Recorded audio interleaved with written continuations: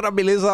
Como é que vocês estão? Meus amigos, ontem tivemos um dia muito positivo e um dia muito simbólico. Gente, ontem foi dia 22 de janeiro. 2 patinhos na lagoa, o número do nosso capitão Jair Messias Bolsonaro.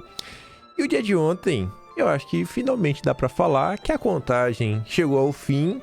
Eu acho que agora tá claro que Flávio Bolsonaro é o nosso candidato e, acima de tudo, ele não é só competitivo, mas ele já aparece liderando pesquisas, inclusive foram debatidas aí pela imprensa e também foi alvo de uma espécie de palestra de um consultor no Banco Itaú. Parece que Flávio Bolsonaro tá vindo aí, viu? 1º de janeiro de 2027. Vamos falar muito sobre isso. Vamos falar também sobre os últimos acontecimentos, né? Acho que o placar aí, 71 dias, não precisa mais contar. Para depois a gente falar sobre o nosso lindo Paquito e o Banco Master, o Toffoli. Tá demais, mas os outros ministros também. Ontem primeiro começa com a PGR, dando aquela passada de pano pro Toffoli, depois vem o Gilmamento para passar pano pra PGR, depois vem o Fachin para passar pano para todo mundo e ainda falar que o que estão fazendo contra a Toffoli é um ataque às instituições. A turma da CNN já tá falando, é o mesmo papo que usavam contra os bolsonaristas, né? Resta saber se os jornalistas aí da imprensa vão começar a ser presos e os jornais começaram a ser fechados, que eu não vou ficar nem um pouco triste, né? Eu quero mais que eles briguem mesmo. Piadas à parte, tem muita coisa pra gente comentar e vamos começar, que é pra ver se a gente consegue comentar tudo, que eu acho que não vai dar. Mas, enfim, quero começar aqui com a turma da CBN, Grupo Globo. Eles estavam comentando ainda sobre a pesquisa da Atlas Intel. Não a pesquisa de ontem, que o Flávio já vence o Lula e com folga. Vamos aqui ouvir rapidinho, né? O mercado já precifica aí o trade Flávio, que é o trade F22. Mas por causa da cena eleitoral, pesquisa hoje dando conta, pesquisa Atlas dando conta de Flávio Bolsonaro crescendo nas pesquisas, Lula estaria então diminuindo o seu favoritismo. Ainda é favorito Lula, mas Flávio estaria se mostrando tão competitivo quanto seria Tarcísio. Já se fala num novo trade, né? Se falava no trade Tarcísio, o batismo aí que os operadores de mercado têm dado é o trade F22, F de Flávio, 22, do possível número dele. Nas urnas o pessoal tá empolgado. Ô Gustavo, dá pra saber, tentar prever até quando vai essa farra no Ibovespa? Pois é, né? Mas por causa da cena... Bom, tudo indica que a farra continua. Vou ver se vai batendo um recorde. Engraçado. É porque o povo não tem memória, gente. Mas se você pegar o Atlas de dezembro, que ainda não foi publicado, vai ser publicado dia 15 de fevereiro. No Atlas de dezembro vai ter algumas notícias de que assim, sai nova pesquisa do Flávio e dólar cai. E tiveram algumas também agora já em janeiro, mas eu não organizei isso. Então, tipo assim, agora você vê, mesmo sendo pesquisa e o Flávio já liderando, como foi o dia de ontem, Bovespa batendo recorde e dólar caindo. Então, o que fica claro no final do dia é que não é nenhuma pesquisa que vai fazer o dólar subir ou cair, é Bovespa subir ou cair, sabe? Essas notícias que saem, elas são pura narrativa da turma da Faria Lima, do mercado financeiro, para tentar impulsionar ou tentar, né, denegrir a imagem de pessoas que eles gostam e que eles não gostam. Aí, rapaz, chegando no dia de ontem, dia 22, dia simbólico. Aqui é um cenário de primeiro turno. Eu já mostro o segundo. Intenção de voto para presidente primeiro turno. Só para mostrar. Mesmo no primeiro turno, Flávio Bolsonaro já aparece estar na frente do Lula, em um dos cenários. Na pesquisa da Futura, o Flávio já passou Lula em primeiro turno, em um dos cenários. E se você para e soma, e vai fazer sentido isso no segundo turno, qual é a tendência no segundo turno do eleitor do Ratinho? É votar no Flávio, né? Porque que está lidando no candidato de direita e o PT. Até o Chico Linguiça, que aparece com 2% dos votos, vai fazer o quê? Vão anular o voto de novo. O MBL vai pregar mais uma vez o voto nulo. E aí, chegando no segundo turno, Lula perde basicamente para todo mundo, menos o Zema. E o Flávio Bolsonaro é o que realmente vence e vence com força. O que tem a maior capacidade, assim, o maior potencial de votos é o Flávio Bolsonaro com 48,1%. E confesso que teve um saborzinho a mais. Essa pesquisa ser publicada na Exame. Foi comprada lá atrás, né, pela turminha da BTG. Ah, Dedé. Ver a turma do Dedé publicando isso tem um saborzinho melhor. Só não foi melhor do que outra nota que a Exame publicou ontem. Acho que o Dedé realmente jogou a toalha. E o Vinícius comenta, né? Flávio Bolsonaro é o candidato mais competitivo. Já vence o Lula no segundo turno. Dia triste para Faria Lima. Para você ver que essa pesquisa não é uma pesquisa qualquer, nem aleatória, nem...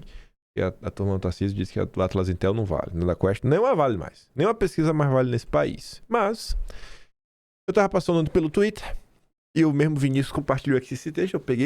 Eu fui ler o Brasil Journal, o jornal da Faria Lima. Fraqueza do PT chama atenção e Lula pode perder, diz consultor.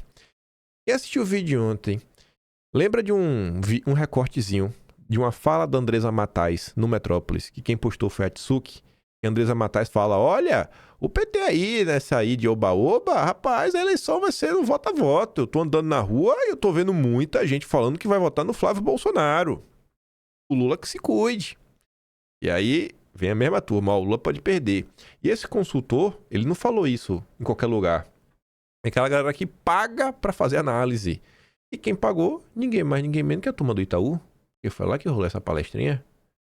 A candidatura de Lula para a eleição em 26 está enfraquecida, principalmente por uma menor força no Nordeste. E as chances de uma recuperação até a data da eleição estão diminuindo cada vez mais. Esta, pelo menos, é a leitura do consultor político Luciano Dias, que fez uma apresentação no Itaú hoje, falando de seus prognósticos para a eleição. Para Luciano, o que mais chama a atenção dos números de Lula é a fraqueza que ele tem demonstrado no Nordeste em comparação a eleições passadas. No Ceará, por exemplo, Lula tem 59% das intenções de voto para o primeiro turno, segundo a Paraná, só que nas eleições de 2022 ele tinha 5% a mais. Em Pernambuco a diferença é semelhante. Ou seja, Lula perdeu 5 pontos percentuais no primeiro turno em comparação ao que rolou em 2022.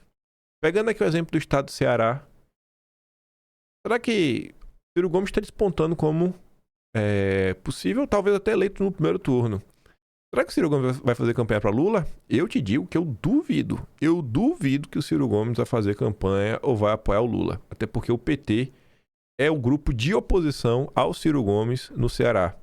Então eu acho que até a eleição, e quando o Ciro Gomes começar a abrir a boca, o resultado no Ceará para o Lula vai ser ainda pior.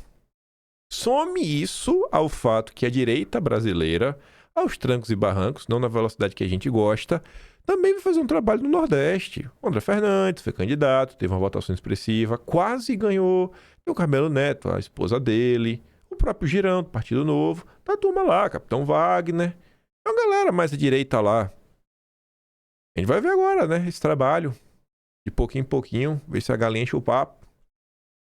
Aspas. Como Lula é conhecido e todos sabem que ele é candidato, é possível afirmar que o apoio do PT no Nordeste está menor e caindo, porque não tem um potencial medido. Todo mundo já sabe que ele é candidato. Os números atuais já são números das pessoas que realmente vou votar no Lula, e quem não vai votar mais. Será que alguém que deixou de votar no Lula vai ser reconquistado? Luciano lembrou ainda que em Pernambuco os 2 principais candidatos ao governo do estado não são do PT. Para o Senado, o candidato petista também não é o favorito. O PT deve ir para as eleições estaduais sem favoritismo algum no Nordeste. Isso reduz orçamentos, reduz apoios e fragiliza. A visão de Luciano é corroborada pela pesquisa divulgada hoje pelo Instituto Apex Futura, segundo a qual Flávio Bolsonaro venceria Lula no segundo turno com 48,1% dos votos contra 41,9% do Lula. 7 pontos percentuais, gente. Isso aqui está acima da margem de erro. Nessa pesquisa é 2 para mais, 2 para menos. Se tira 2 do Flávio e dá 2 para Lula, Flávio fica com 46,1% e Lula com 43,9%. Ainda está 2% à frente. Até a Faria Lima já tá falando, não, o Flávio aí, né? Segundo esta pesquisa, Lula perderia no segundo turno para praticamente todos os adversários. Só venceria o Zema. No primeiro turno, segundo a pesquisa, Lula tem uma ampla vantagem na pesquisa espontânea, mas está tecnicamente empatado com Flávio, considerada a margem de erro nas pesquisas estimuladas. No evento do Itaú, Luciano também disse que chama a atenção a baixa avaliação do governo Lula. Em eleições passadas, alguns presidentes tinham avaliações tão altas, com exceção de Bolsonaro, que permitiam até considerar vitórias no primeiro turno. Ponto. Não dei play aqui em vídeo. Eu tô na dúvida se eu não dei play no vídeo completo ou se eu não dei play em nada do vídeo. Mas a gente comentou aqui esta semana. Foi um vídeo que eu falei, pô, esse vídeo aqui é meio longo, tem uns 6 minutos. Eu falava, pô, o cara vai fazer a sua análise sobre o fato do Lula não ter aprovação no governo e como isso é algo gritante. E foi outro analista que participou de uma entrevista para a Veja. Foi a Veja ou foi o UOL? Acho que foi a Veja. Deixa eu ver aqui, ó. Esse vídeo tá... Eu mandei... Não, foi pro UOL. É falso. Foi para o UOL. Esse rapaz aqui de óculos. Começou o ano como favorito para sua reeleição em 2026. E é falsa. É falsa pelo seguinte. Criou essa ideia que o Lula favorito é falsa. É a mesma coisa que diz Andressa Matais. É a mesma coisa que já diz a Faria Lima. Enfim. Continuando. A aprovação de Lula hoje, aqueles que consideram seu governo ótimo ou bom, é de apenas 33%. O nível que ele só teve durante o mensalão. Para ser possível considerar uma vitória no primeiro turno, Lula teria que ter uma aprovação de mais de 42%. Eu não vejo nada que Lula possa fazer para aumentar essa aprovação. Lula também tem hoje a maior taxa de rejeição entre os candidatos. E um fator curioso é que o Flávio Bolsonaro ele vem perdendo rejeição. Porque o Flávio Bolsonaro, por ter o nome Bolsonaro, ele já carrega diretamente a tal rejeição do Jair. Porque quanto mais ele fala, mais ele comenta, mais ele abre a boca, mais a rejeição do Flávio cai. O pessoal fala, esse cara é diferente, né? Ele assim, meio moderado, centrado, fica pregando a união da direita o tempo todo, a união dos brasileiros. Para Luciano, com os números atuais, é muito difícil Lula vencer a eleição. A baixa aprovação e a fraqueza no Nordeste apontam dificuldades reais de reeleição porque elas nunca ocorreram no passado. Luciano destacou ainda a relevância que o voto dos evangélicos tem hoje, que para ele é outro fator que joga contra Lula, já que os evangélicos, a maioria são bolsonaristas ou pelo menos são antipetistas. É verdade que o governo ainda tem meses para se beneficiar de medidas populares ou populistas, como o aumento da isenção de imposto de renda, programa como Vale Gás. Luciano, no entanto, acredita que isso não será suficiente. O que adiantaria é uma medida como a PEC Kamikaze do Bolsonaro, que permitiu 70 bilhões de gastos extraordinários com benefícios sociais e aumentou 10 pontos dele na pesquisa, mas parece improvável que algo assim aconteça. E medidas pequenas beneficiam eleitores que já são de esquerda. Esse é o cenário, né? Esse aqui já coloca o Flávio na cadeira presidencial. E o outro ponto que estava no dia de ontem ainda se discutindo, né? O contador, ontem era 72, hoje é 71, mas eu acho que agora possivelmente vai poder parar de contar. Primeiro, botei aqui, sei lá, procurei alguma ordem para botar as notícias, mas é uma sequência que começa assim, né? Aliados de Michele, vem Flávio consolidado e poucas chances de Bolsonaro mudar de ideia. Tiveram ontem, inclusive, algumas análises. Eu tinha escutado algo, né, de pessoas, mas também saiu na imprensa assim de percepção. O pessoal que está apostando que se Bolsonaro fosse para uma prisão domiciliar, quem o ajudou, né? Se conseguisse vender que foi eu que fiz, fulano, poderia sair fortalecido. Só que muita gente falando o seguinte, né? Cara, a galera que tá achando isso vai acabar quebrando a cara. Porque com o Bolsonaro em casa e com acesso à informação, ele vai ter ainda mais certeza que ele tomou a decisão certa de indicar o Flávio. Então, assim, o cenário tá consolidado. Só não vê quem não quer ou quem quer ficar de estripulia e quem não quer dar o braço a torcer. Aí foram saindo algumas notas. Nem trouxe o texto, só pra vocês sentirem o que foram saindo na imprensa, tipo essa. Tarcísio tentou reagir a Flávio e mostrar a voz própria, segundo aliados. Não adiantou nada, Tarcísio. Até o Tarcísio, ele jogou a toalha ontem, né? Pelo menos o que ele dá a entender. O governador conversou com Michele antes da defesa do ex-presidente remarcar encontro na Papudinha. Aliados tentam acalmar grupo, pegar a união, enquanto desconfiança sobre presidência se mantém. No início do dia de ontem saía: Flávio divide a direita e vira pior inimigo de Tarcísio, dizem aliados do governador. Aí tu olha, né, e fala, rapaz, o Flávio tá pregando a união, falando que o Tarcísio é amigo dele, que vão marchar juntos. Pela madrugada, né? Parem, velho. Parem. Eu não consigo entender qual a dificuldade só de abraçar o Flávio e apoiá-lo de vez. Só que o dia foi passando, né? Tarcísio marca reuniões, sonda marqueteiros e evita a visita a Bolsonaro por corrida ao Planalto. Vai à noite de São Paulo, intensifica articulações nacionais, consulta estrategistas e ganha tempo diante da pré-candidatura de Flávio das tensões do campo bolsonarista. E o Renato falava, a recusa em visitar Bolsonaro no momento prometido, somada à sequência de sinais ambíguos, não parece falha de agenda. Empresário, Faria Lima, marqueteiro, pastor fofoqueiro, operam em paralelo com articuladores, cada um tentando moldar a direita ao formato que julgam mais aceitável. Traidores. Aí o dia foi passando. Tarcísio tinha agenda livre para visitar Bolsonaro antes de cancelar a ida a Faria Lima. Tarcísio tinha agenda livre ontem. E realmente tá lá. Não tinha nada marcado pela manhã. Cadê? A única coisa que custava lá na agenda do Tarcísio era os despachos internos. De 1 às 7 da tarde. Olha a agenda cheia aí que o Tarcísio tinha pra cancelar. E acabou pegando muito mal, né? Pegou muito mal. A pressão não cessou. Eu acho que o Tarcísio calculou muito mais aí, né? A sua decisão de não visitar o Jair. E aí lá pra... Foi umas 8 da noite, mais ou menos, a postagem do Tarcísio. Lá pras 8 da noite, ele joga a toalha. Sou pré-candidato à reeleição do governo do estado de São Paulo. Irei trabalhar sempre por uma direita unida e forte para tirar a esquerda do poder. Qualquer informação diferente desta não passa de especulação. Irei visitar o presidente Bolsonaro, a quem sou e serei grato e leal na próxima quinta-feira para prestar o meu total apoio e solidariedade. E aí o Flávio é descarado. O Flávio chega e fala, a esquerda treme, bora resgatar o nosso Brasil juntos, cadeirudo. Ave Maria, velho. E tá ali. O Tarcísio até fez uma postagem primeiro e apagou. Tem gente que foi falando, apagou.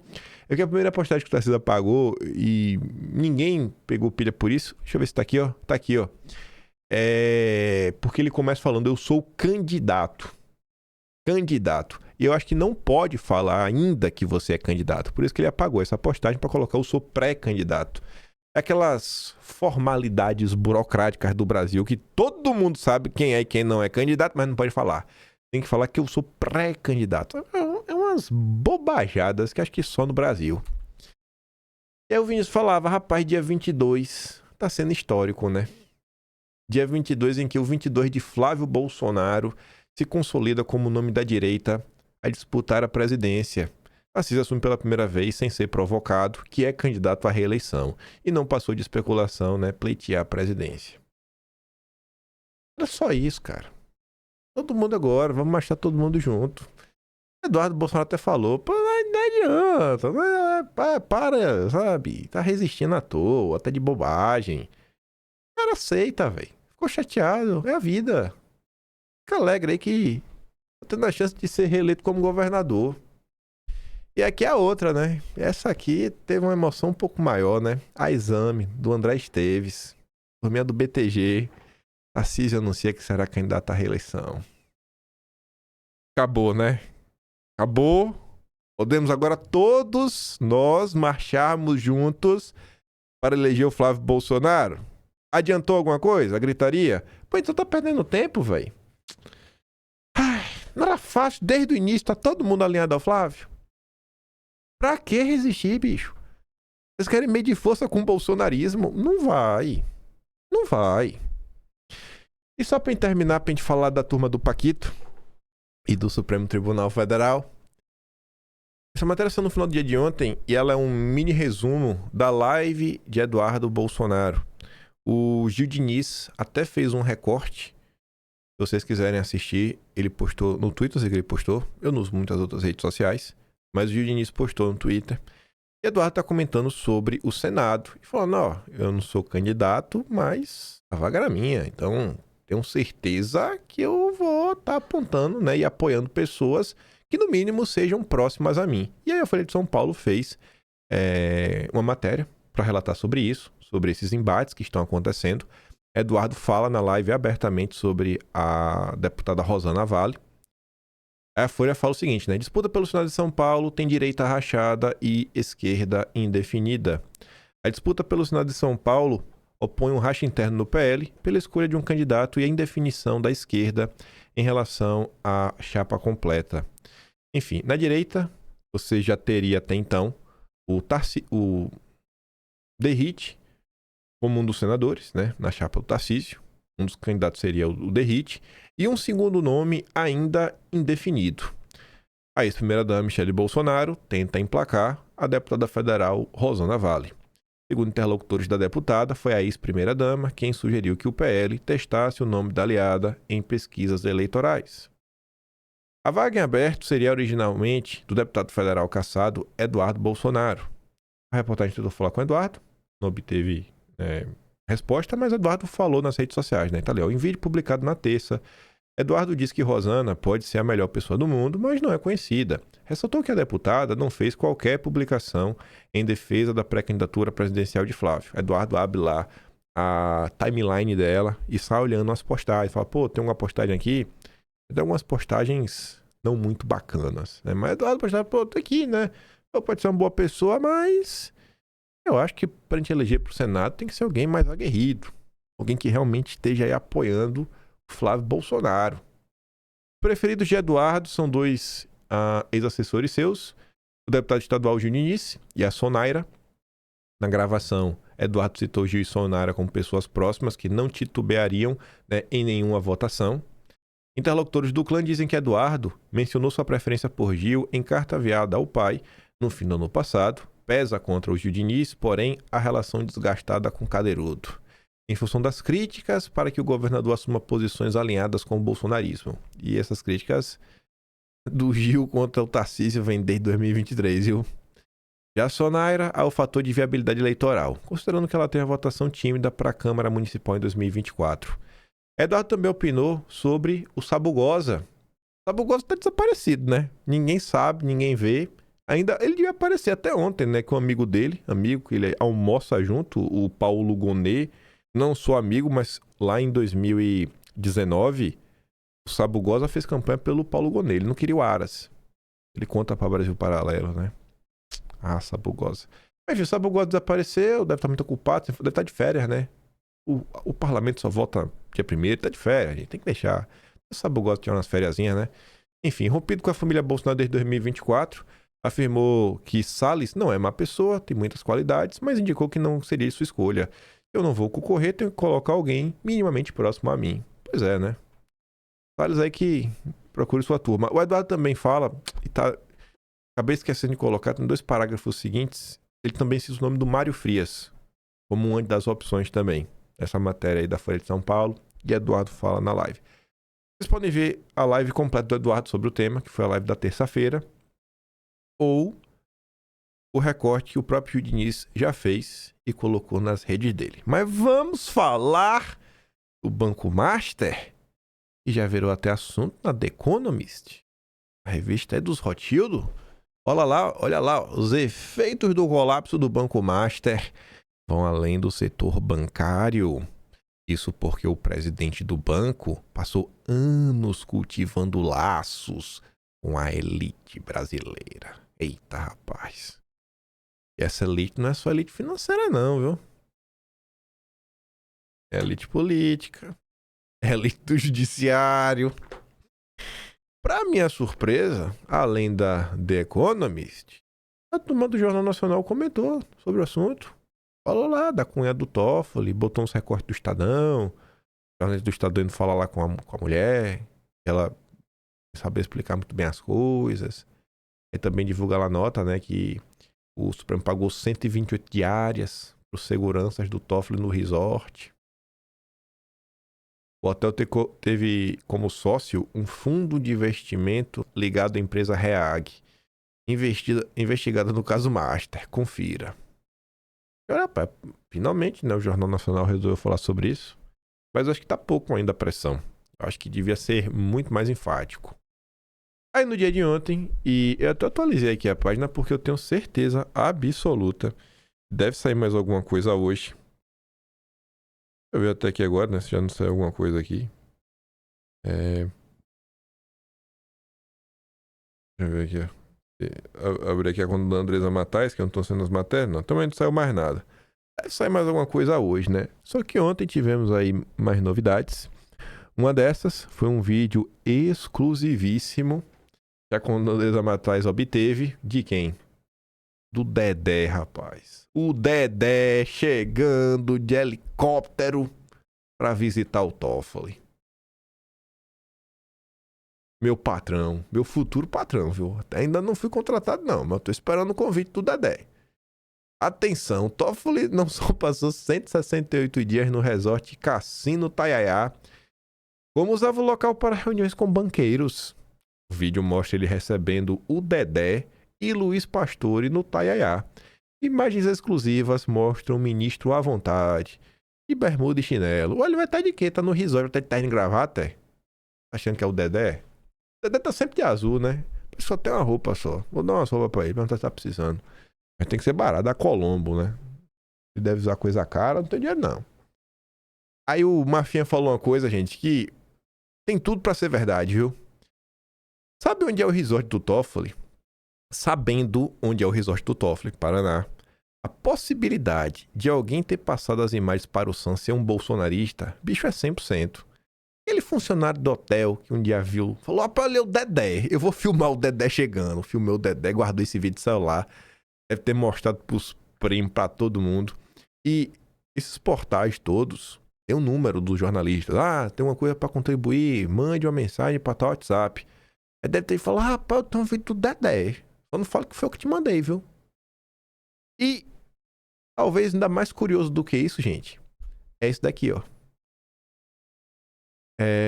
Você vê aqui, é um vídeo aqui no YouTube que a dona Terezinha Moscato, dona Terezinha, há mais de 3 anos atrás, disse: esse resort Taiaiá, sabe quem é o proprietário? Ministro Fias. Tá escrito Fias, né? Você atrapalhou. Fias Toffoli. Eita, rapaz. 3 anos atrás, a tia do Zap, dona Terezinha, já tinha feito a reportagem. A imprensa brasileira é uma piada. E aí, gente?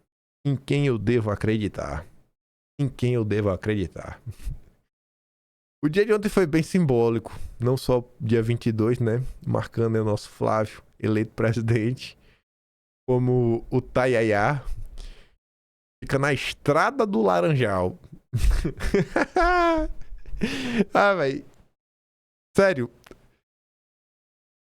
Se isso aqui fosse na Netflix, ia ser o negócio mais clichê que existe, né? Fica na estrada do Laranjal. Cunhada de Toffoli nega elo com venda de resort. Não tenho dinheiro nem pra arrumar a casa, velho. Realmente você vê, né, gente? É de brasileiro, né? Já com rachadura, faltando piso, carrinho, né? Não é nem roda de liga leve, né? É roda de calota. Não parece a casa de quem tinha uma fatia milionária de um resort, né? Aí o Mário Sabino levou muito a sério essa história do Laranjal e pergunta: a cunhada de Toffoli dá pena. O marido leva a vida dupla ou é um laranja? O vídeo da conversa entre a cunhada do Toffoli e o repórter ao portão da casa é de uma trivialidade humana que dá a medida da nossa tragédia nacional. Perguntada sobre se a casa era a sede da Maridite Participações, tal como registrado na junta comercial, e se o marido havia sido sócio do resort Itaiaiá, Cássia demonstrou espanto e indignação genuínos. Teve uma coisa ontem na live, uma pessoa falando pra mim, que é o seguinte, né? Se você parar pra ver, ó, Maridite, fica Mari-DT. A casa é em Marília, né? Marília e DT. Só pergunta, de que seria esse DT, né? Porque o nome do Toffoli não é Dias Toffoli, né? Dias Toffoli é o sobrenome. Aí o DT fica parecendo, porque é o nome do pessoal, né? É José Eugênio Dias Toffoli, o nome do irmão do Toffoli, né? Talvez o DT pode ser Dias Toffoli, né? E o Mari de Marília, não sei. Aspas, essa casa é minha, financiei com meu dinheiro por 25 anos. Eu falei para minhas irmãs e eu tenho vontade de sumir daqui. As pessoas ficam inventando coisas, que o José Eugênio é dono do Taiaiá, disse a cunhada do ministro.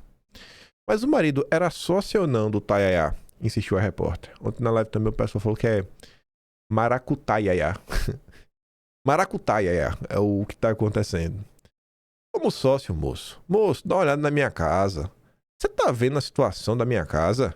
Eu não tenho nem dinheiro para arrumar as coisas da minha casa. Se você entrar dentro, vai ficar assustado. O que está lá, né, na junta comercial, não sei. Eu sei que eu moro aqui há 24 anos e não sei de nada que excede de Maridite aqui. Aqui é onde eu moro. O irmão de Toffoli já havia ao menos comentado algo sobre o resort Taiaiá, aspas, eu não sei e não quero saber, impacientou-se a cunhada do ministro. Durante o diálogo, ficamos sabendo que Cássia cuidou do pai com Alzheimer até ele falecer e agora ela briga em casa o irmão que tem Down. De tudo que veio à tona até agora, impõem-se duas questões intrigantes, com respostas não necessariamente excludentes. A primeira delas é se o irmão de Toffoli levaria uma vida dupla, como sujeito de sorte que se tornou sócio de um grande empreendimento turístico. Tem uma casa de seu nome no resort, né, de acordo com a Folha. E ao mesmo tempo, como engenheiro eletricista, que dá um duro desgraçado e é humilde a ponto de não conseguir fazer uma reforma na casa comprada a muito custo. A segunda questão é se José Antônio Toffoli apenas emprestou seu nome e seu endereço em Marília para encobrir o verdadeiro proprietário do resort Taiaiá, seu conhecimento da mulher, ou quem sabe até a sua própria revelia, que se dê a ele no benefício da dúvida. Nesse caso, José Eugênio seria um laranja dos mais banais. A outro irmão, o padre José Carlos Dias Toffoli, e um primo do ministro Mário Humberto Degani, que constam como sócios do Taiaiá. Seriam laranjas também? Aí por conta dessas coisas, né, começam as críticas da imprensa brasileira. O silêncio de Toffoli só como confissão de culpa. Em cala consente. É tanta revelação em sequência, desde que o Toffoli foi parar no jatinho, né, em Lima, no Peru, acompanhado dos advogados do Banco Master, o Augusto Arruda Botelho, e o silêncio do envolvido se tornou uma espécie de confissão de culpa para o perplexo público externo. São suspeitas de ser proprietário oculto de resort via uso de laranjas. Sociedades com parentes de gente ligada ao banco, tráfico de influência e algo a mais. Tudo somado com a tentativa desesperada, na aparência, de controlar o caso que envolve por meio de decretação de sigilo e limites à ação da Polícia Federal. Ninguém é culpado até a decisão final da Justiça, podem dizer os que se apegam à lei. Mas a questão de Toffoli vai bem além do judiciário. Tornou-se moral, tornou-se também política. Aliás, ministros do Supremo, por ações e declarações, se sentiram bastante confortáveis em se tornar personagens da política diária brasileira. Agora, precisam suportar o escrutínio que envolve todo mundo que resolve entrar para a vida pública, que pode se tornar avassalador. Ainda não temos o chamado outro lado de Toffoli. As reportagens sobre o assunto muitas vezes contêm a seguinte informação. Procurado, o gabinete do ministro não respondeu. Algo assim. E realmente, né? Toffoli não se ajuda. O pessoal até pergunta, Toffoli, e aí? Qual o teu lado dessa história? E ele não comenta. Por que essa estratégia da mudez? Por que se sentir injustiçado? Por que se sentir acima da lei? Para preparar um contra-ataque aos caluniosos? Ou pior, por não saber o que responder frente à avalanche de informações? O silêncio, no caso, tem sido uma péssima saída, porque alimenta as mais indômitas interpretações.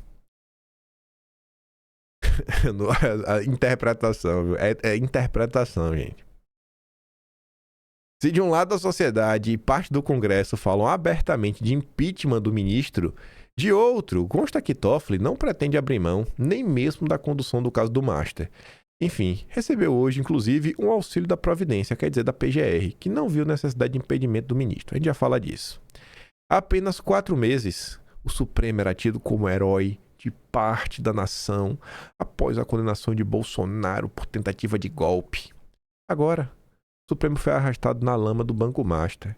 O ministro Dom Pedro III, principal agora de Bolsonaro, está quase tão enrolado quanto seu colega pelo mal explicado contrato de 129 milhões.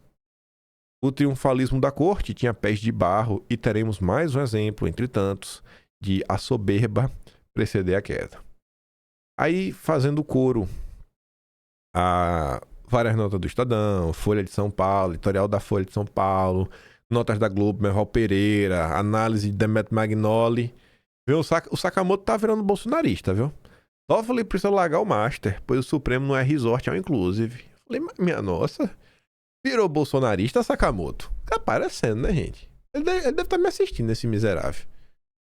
Ah, rapaz, viu? Quem poderia imaginar o Sakamoto falando isso?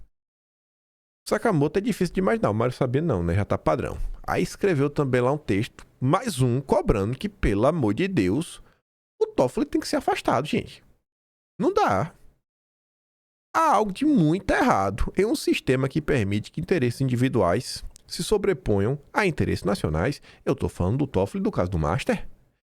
Todas as lambanças que ele vem fazendo desde que puxou para o Supremo o inquérito que deveria estar na primeira instância, só é possível porque, antes de mais nada, não há controle da parte do próprio tribunal para conter abusos perpetrados por seus integrantes. Em nome da independência dos juízes, condição essencial para o funcionamento da democracia, dá-se a um ministro da mais alta corte do país o pretexto para ferir a própria justiça. É evidente subversão de um princípio basilar do sistema democrático.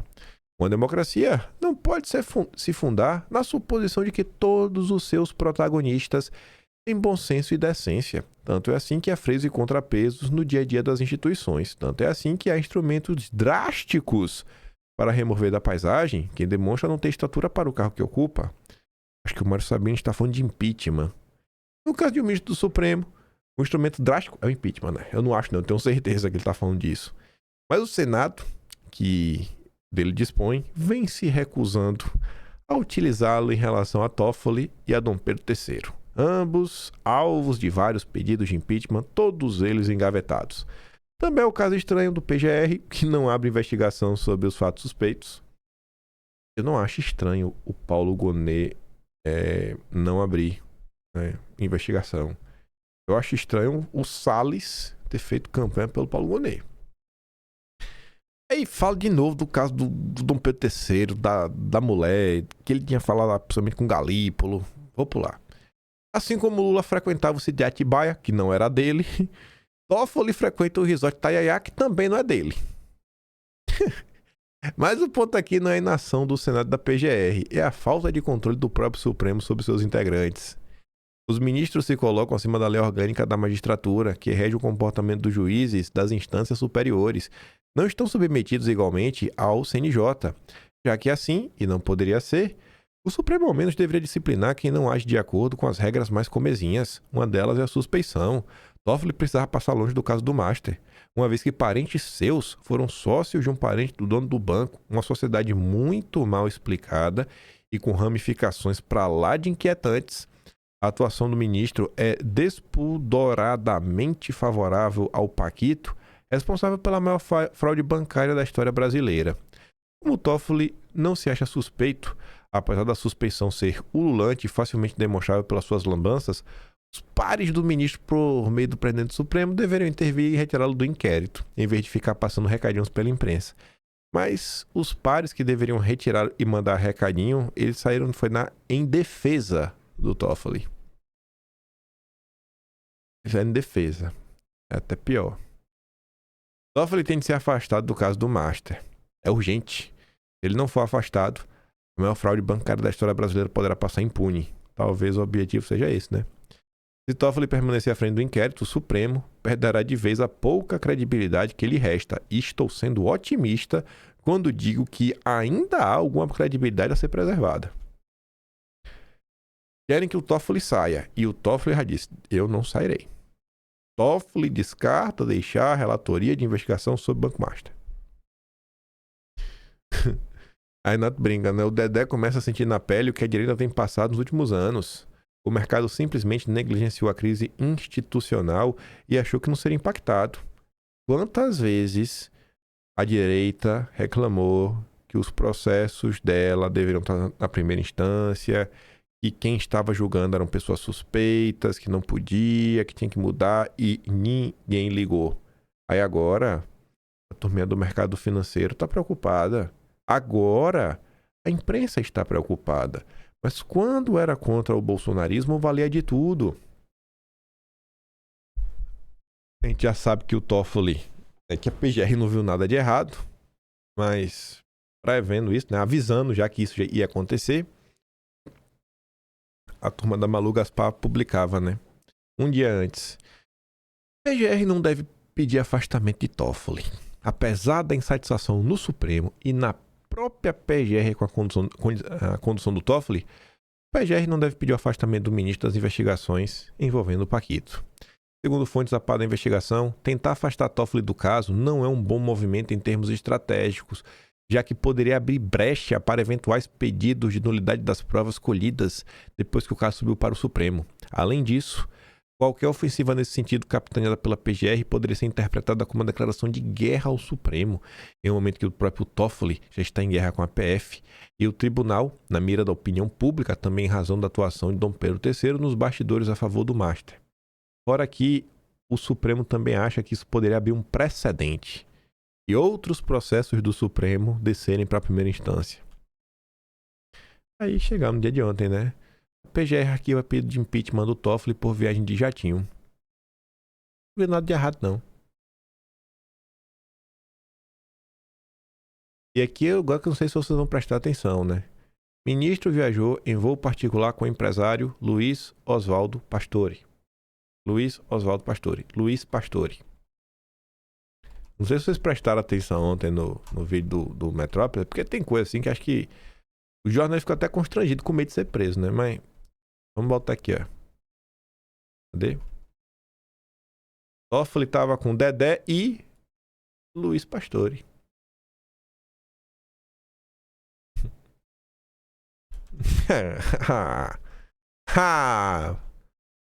Ai, viu, velho?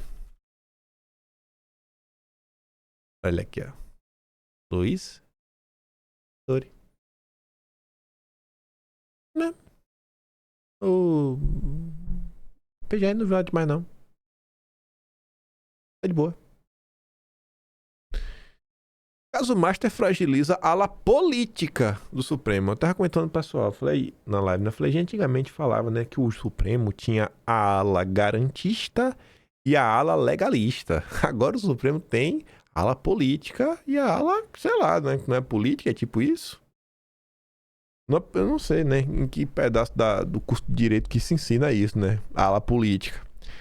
Mas enfim, as previsões iniciais apontavam que o caso Master implodiria o Centrão. Mas o que se vê até agora é que o grupo mais alvejado é a ala política do Supremo. Já deve imaginar quem que o Caio Junqueira está se referindo, né? Um de seus integrantes foi pego de surpresa pela revelação de que sua mulher firmou um contrato de 130 milhões com o banco.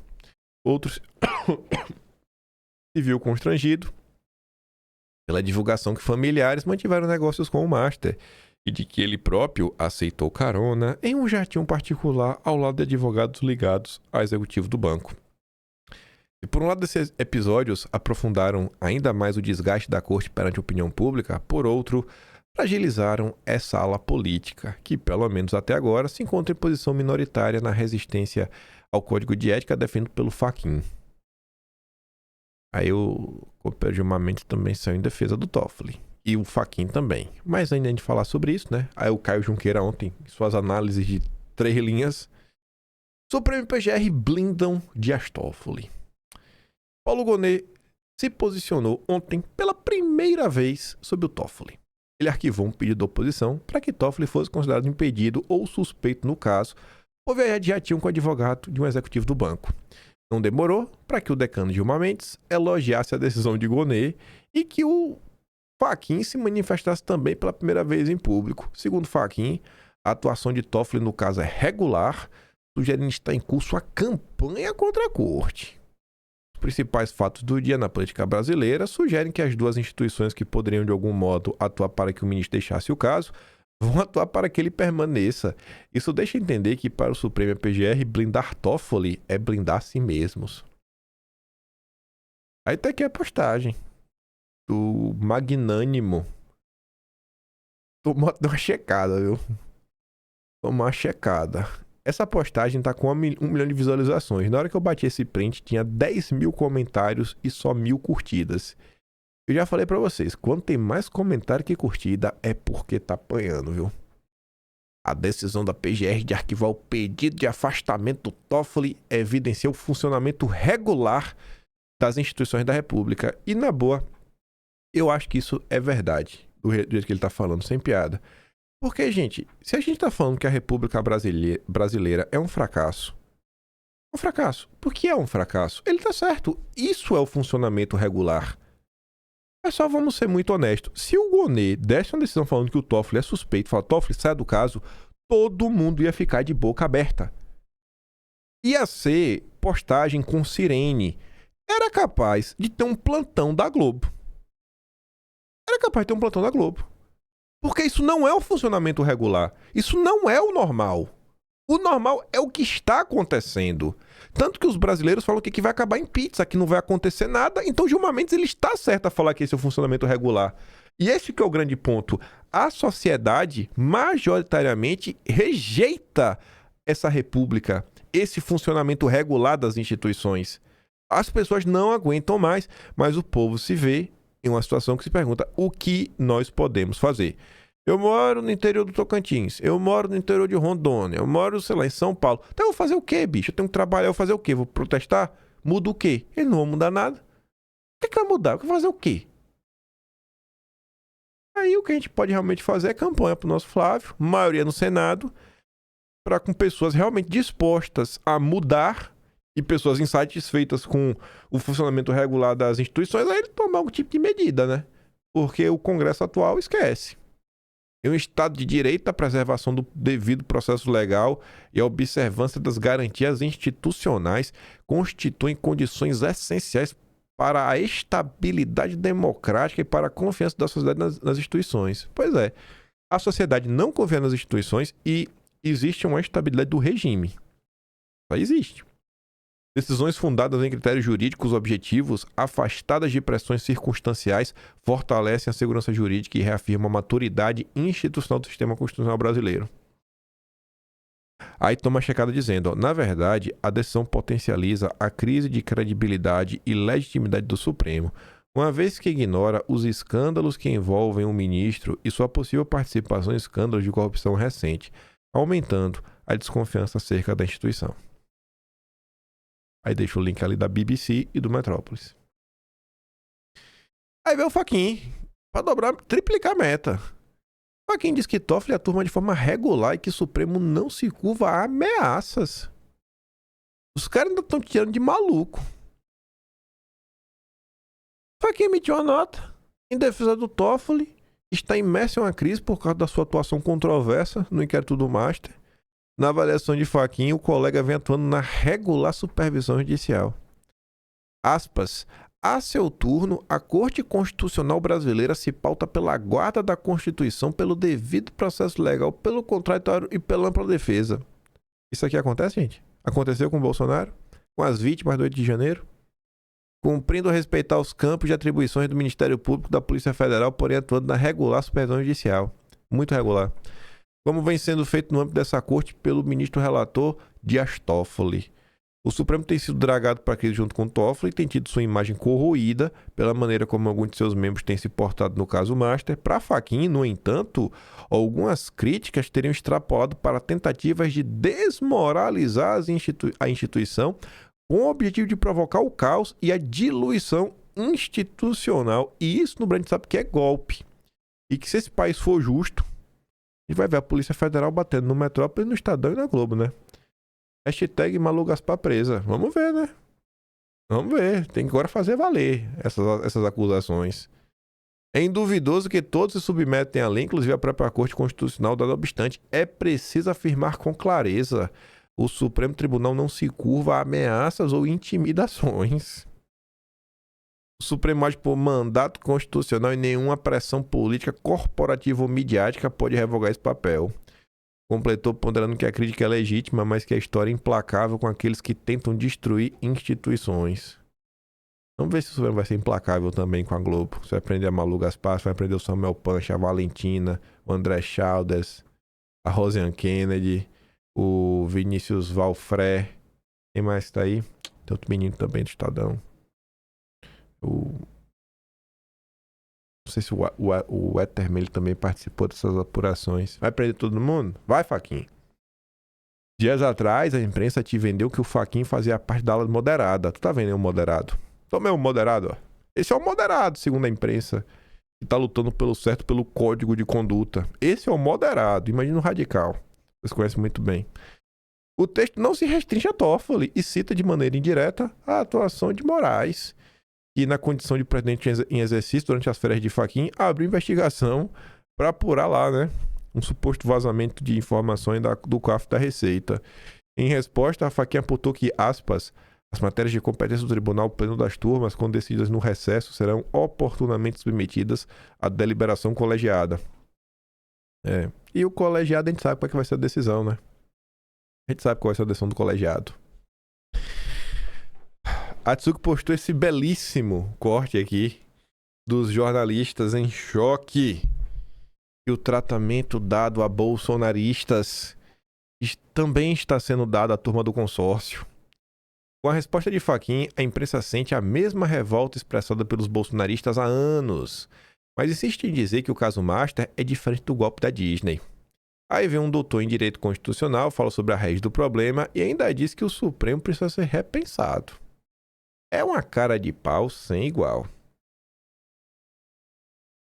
Deixa eu um negócio aqui. Espera só um segundo. Depois eu vejo aqui.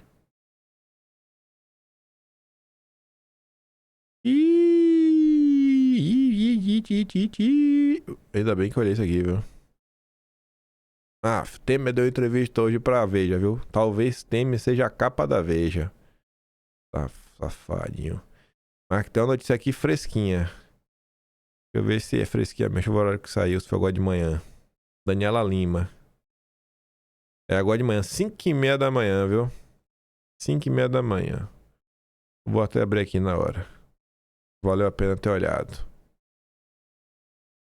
Pera aí também. Eita, operação no Rio de Janeiro. Pra apurar, né, fundo de previdência nos aportes lá do Master. Que maravilhoso, viu? Mas enfim, vamos aqui ouvir esse vídeo aqui da Tsuki. A Daniela Lima eu já mostro. É porque é um complemento de duas coisas que eu já ia comentar em vídeo. Escute só isso aqui.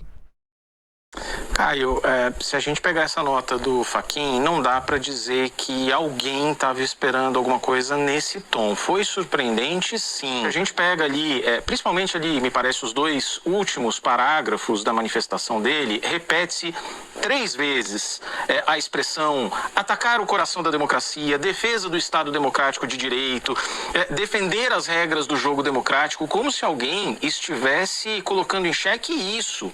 Não se trata absolutamente de colocar em xeque a defesa do Estado democrático, muito menos as instituições. Da mesma forma que instituições estão sendo defendidas, outras estão sendo colocadas em xeque. E se trata aqui de colocar isso sim em xeque, uma conduta de um ministro especificamente que parece muito incoerente, incondizente com a manutenção dele no caso. Então, o que está colocando em xeque aqui não é a instituição Supremo, não é a defesa da democracia. Apelar para esse tipo de jogo de palavras, de expressão, me parece profundamente equivocado no contexto da crise do Banco Master. Na verdade, eles importaram a fórmula que foi utilizada contra os bolsonaristas, contra os ataques, o tensionamento com os bolsonaristas, de atribuir as críticas a uma tentativa de desestabilização da instituição. Só que são casos diferentes. Qual que é a saída? Não tem saída? Olha, a questão é bastante complexa. E dentro das perspectivas trazidas aí pela Thaís, trazidas aí por vocês, porque antes de mais nada o Supremo precisa ser repensado, a meu juízo. Primeiro de tudo, não há corte constitucional no mundo que ao mesmo tempo é a instância originária penal e também cúpula do Poder Judiciário. Sabemos que o legislador lá de 1988, a nossa Constituição, pensou o Supremo dessa forma, mas o que nós temos hoje é uma questão muito complexa, muito difícil, em que o Supremo Tribunal Federal virou a terceira Câmara da República, em que todos os assuntos basicamente são trazidos ao crivo do próprio Supremo.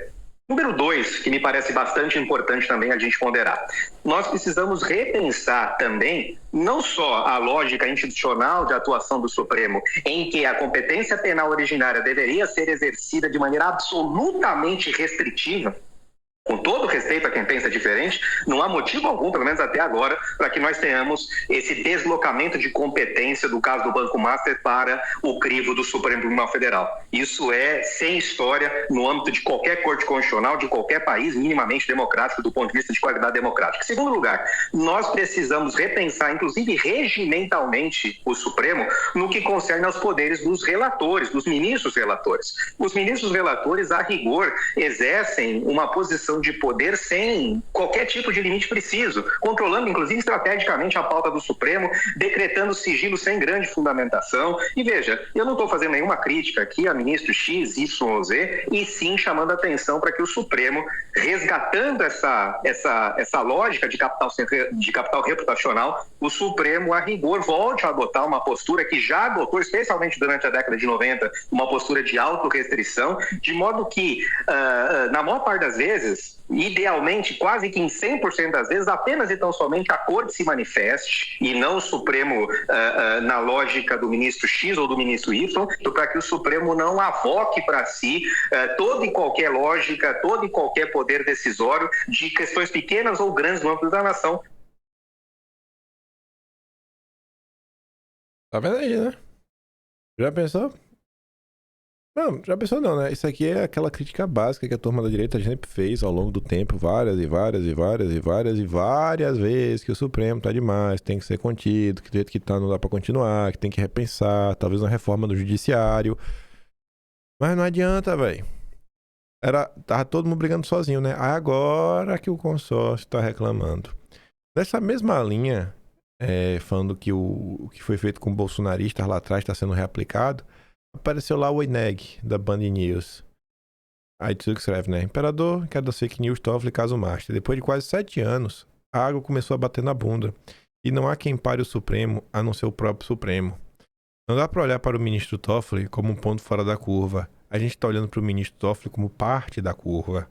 Curva que começa a ser desenhada com muita clareza no inquérito das fake news. E ele vai falando mais. Esse vídeo aqui é muito longo, ele tem 6 minutos também, eu não quero entrar. A notícia da Daniela Lima, eu tava aqui olhando, essa aqui do Oineg era a última que eu tinha planejado. Só que tinha mais notícia que vinha na sequência. Mas eu vou deixar pra entrar nessas notícias amanhã, só porque eu citei essa Daniela Lima. Vamos ver aqui, eu nem parei pra ler. Eu tava deixando ela aqui meio que pronta. Agora de manhã, 5h30 da manhã, a Daniela Lima diz que Toffoli avisou ao Supremo que fica com o caso Master, apanho o que tiver de apanhar. Aí tá vendo o ponto é que a galera que não quer apanhar, Toffoli. Tu pode apanhar à vontade, mas e a galera? Porque a galera tá apanhando junto, né? O Supremo tá indo pra lama junto. O que tinha saído nos últimos dias, e ontem inclusive, foi o seguinte, que o Supremo tava pensando em alguma saída, talvez até alguma saída honrosa pro Toffoli. E um dos caminhos seria mandar o processo para a primeira instância. Porque o Toffoli não falaria que ele era suspeito. Né? Eu sou suspeito. Não, mandei para a primeira instância porque eu não achei mais nada aí que fosse importante para manter o caso aqui, né, no Supremo Tribunal Federal. Então saíram algumas percepções nessa linha que esse era um caminho a ser adotado. Mas vocês estão vendo aí que Toffoli resolveu matar no peito. E de boa, né? Uma informação da Daniela Lima... Eu acho que é uma informação que é, sem sombra de dúvidas, né, apurada, né? Se alguém tem proximidade com o Supremo, é porta-voz do Supremo, esse alguém é Daniela Lima. Enfim, vamos ler aqui. Primeira vez que eu tô lendo essa matéria. Só fiz abrir e deixar pronta. Toffoli decidiu ser eloquente. Contratado por colegas do Supremo, mandou avisar que ele fica com o caso Master. Diz que vai apanhar o que tiver que apanhar e conduzir o caso regularmente com tranquilidade. Vocês sabem como é que as coisas funcionam regularmente no Brasil. Em nota sobre a rejeição do pedido de afastamento, o PGR, né, o ministro reforçou a mensagem. Diz que o parecer de Gonê, rejeitando tirá-lo do caso, reafirma a regularidade da condução. Bom demais. Todos os requerimentos formados pela PF e pelo Ministério Público foram integralmente deferidos. Em razão disso, todas as medidas investigativas foram autorizadas pelo relator e as apurações encontram-se atualmente sob custódia da PF, do Ministério Público Federal, responsáveis pela análise do material e pela instrução dos procedimentos. Na prática, Toffoli decidiu não arredar o pé. A questão agora é de defesa pessoal de sua capacidade de conduzir um processo complexo e polêmico debaixo de fogo cerrado. o ministro foi taxativo. Não vou abrir mão, disse a um aliado. Aos críticos dentro do próprio Supremo, fez questão de lembrar que a corte inteira tem na memória episódio de caronas e aeronaves ligadas. Ih, rapaz, gostei. Aos críticos dentro do próprio Supremo, fez questão de lembrar que hoje tem caronas e aeronaves ligadas a grandes empresários, né? Ou seja, todo mundo aí tem episódios similares, né? Não vou ser indelicado. E que a sua situação passa de ser inédita ou única. Eita, gostei, viu? Pegou em armas, meteu o dedo na cara, viu? Toffoli determinou novos depoimentos dos diretores do Master na semana que vem, mas pretende fazer uma segunda conversa a portas fechadas com o diretor da PF, Andrei Passos, para parar estas que ficaram evidentes, inclusive decisões publicadas por ele no dia da segunda fase da Operação Compliance Zero. A novela vai longe. E aí, vou terminar o vídeo, só porque ele falou aqui que o Toffoli, novos depoimentos, diretores do Master. Eu tenho uma matéria aqui que está aberta. É só mostrar uma coisa para vocês. Quando lá atrás eu falei, vai lá, velho. Vai lá, defende o Toffoli. Defende o Toffoli não, defende o Banco Central, gente. Vai lá, bolsonarista. Defenda o Banco Central, vá bolsonarista. Defenda o Banco Central. Reclame da careação bolsonarista. Reclame. Os bolsonaristas aí que ficaram de papinho. Ai, o Toffoli, o Banco Central independente. Foi por esse cara aqui, ó, que a turminha da direita entrou em campo. O da direita. O diretor do Banco Central pediu a presidente do BRB que comprasse carteiras fraudadas do Master. Esse cara iria participar da careação e não teve. Era pra ter a careação. Vocês têm que aprender que se a imprensa tá contra, vocês têm que estar a favor. Sabe? Vocês têm que estar a favor, pra vocês deixarem de ser trouxa. Que ficam lá, vai fazer a careação Banco Central, decisão técnica. Toma aí a decisão técnica de vocês, ó. Toma aí a decisão técnica de vocês, bando de palerma. Vai lá, defende o Banco Central do Galípolo. Continua achando que o mundo é mocinho versus vilão. É vilão contra vilão. Nesse caso aqui não se torce pra ninguém. Se torce no máximo pela briga. Aí tá todo mundo agora, né? Eu quero ver o que o pessoal vai falar. Vai lá. Passa a pano aí agora. Era ou não era pra ter a careação? Vocês estão vendo que, na verdade, tem uma blindagem ao Banco Central acontecendo? O fato de já não ter tido a careação já é indicativo que é terminar em pizza. Se for atrás, né? Talvez o Banco Central independente se prove que independente não tem nada, né? Ou talvez realmente ele seja muito independente. Desde o início, eu tenho o mesmo posicionamento sobre esse caso. Não dá para confiar no Banco Central. O Banco Central primeiro fez a liquidação do Master, deixou o Eubank de fora. A gente ficou, pô, porque o Eubank foi de fora, entrou no Raed. Só coisa. O que aconteceu? Passou aí a semana, bateu segunda, o Will não conseguiu honrar os pagamentos com a Mastercard. Na terça, a Mastercard já cancelou os pagamentos de cartão de crédito e depois o Banco Central decretou a liquidação extrajudicial. Gente, se a gente está diante de uma decisão técnica que foi analisado diversas coisas, não foram tomadas de forma apressada e tudo mais, por que tu não já liquidou o Eubank tudo junto lá atrás? O Eubank, aquele que era feito, tinha parceria, né, com o Luciano Huck e um monte de artistinha famoso. Você não acha isso estranho? A decisão do Banco Central não foi técnica?